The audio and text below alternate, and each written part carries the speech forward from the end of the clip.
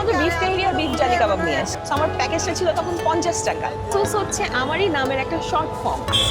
100-এর মতো হয়ে যায়।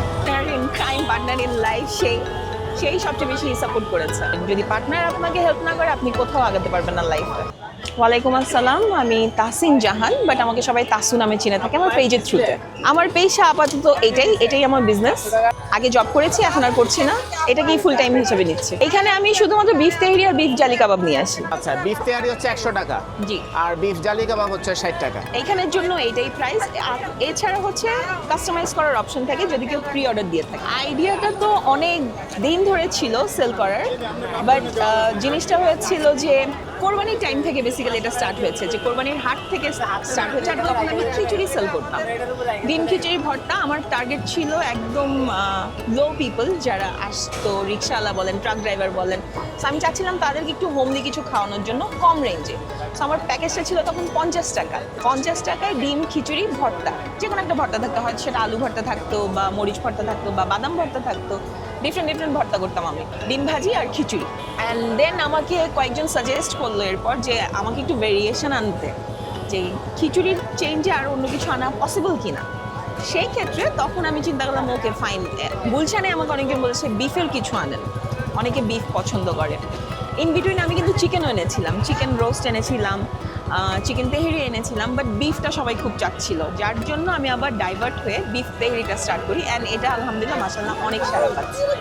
ভাইয়া এইটা আসলে ফিক্স না, আমি চেষ্টা করি ম্যাক্সিমাম দিন আসার, বাট আমার পেজ আছে, পেজে আমি ইনফর্ম করে দিই কবে কবে আমি আসতে পারবো, কবে কবে বসতে পারবো, ফুল ইনফরমেশন তো আমার পেজে থাকে। আপনার পেজের নাম হচ্ছে তাসুস। তাসুস। এই তাসুস দেওয়ার কারণটা কি? তাসুস হচ্ছে আমারই নামের একটা শর্ট ফর্ম। আপনার পুরো নামটা? তাসিন জাহান। তাসিন So, জাহান। এটারই শর্ট ফর্ম হচ্ছে তাসু। আমাকে অনেকে আদর করে তাসু ডাকে। সো সেক্ষেত্রে তাসু। আর তাসুস মানে হচ্ছে আমার ব্যক্তিগত কিছু, অ্যাপোস্ট্রফি এস। সো আমার ব্যক্তিগত যা আছে আমি এই পেজে দিয়ে থাকি। এইখানে আমি সেম আইটেমটা নিয়ে আসি, এখানে কোনো ভেরিয়েশন আনি না আমি, বাট আমার পেজে অনেক ধরনের আইটেম আছে, যেমন রোস্ট থেকে শুরু করে ইলিশ মাছের আইটেম থাকে, কাতল মাছের আইটেম থাকে। সো আমরা বেসিক্যালি কাস্টমাইজ অর্ডার নিয়ে থাকি, যে যেরকম চায়। অনেকে চায়, অনেক ধরনের চায়, ইভেন বিফ চায়, খাসি চায়।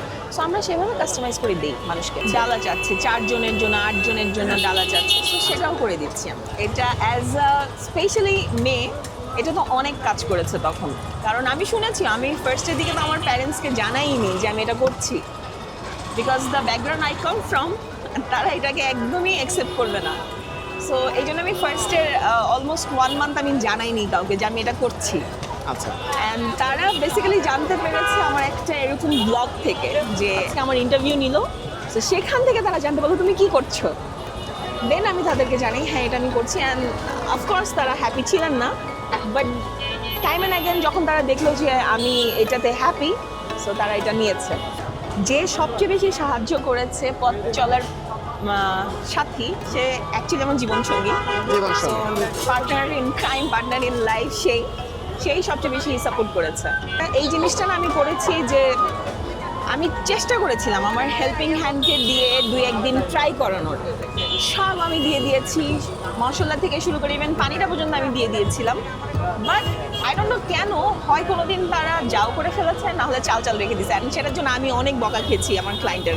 আপু এটা কী ছিল? হিউজ চ্যালেঞ্জিং, কারণ এটা আমি রিসেন্ট তো স্টার্ট করিনি, অলমোস্ট অনেক মাস হয়ে গেল এখন, 6 মান্থস প্লাস।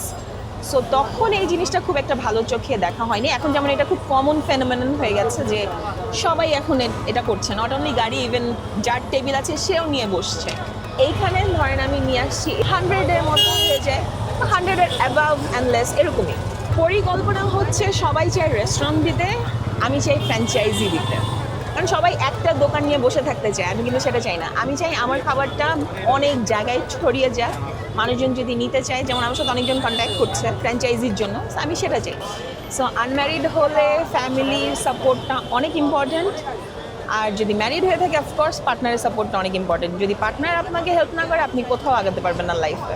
ওর এই উদ্যোগটায় গর্বিত, খুবই গর্বিত, কারণ অ্যাজ এ মেয়ে সে যে পরিমাণ হার্ড ওয়ার্কিং করে, অ্যাজ এ ছেলে অতটা আমি পারি না।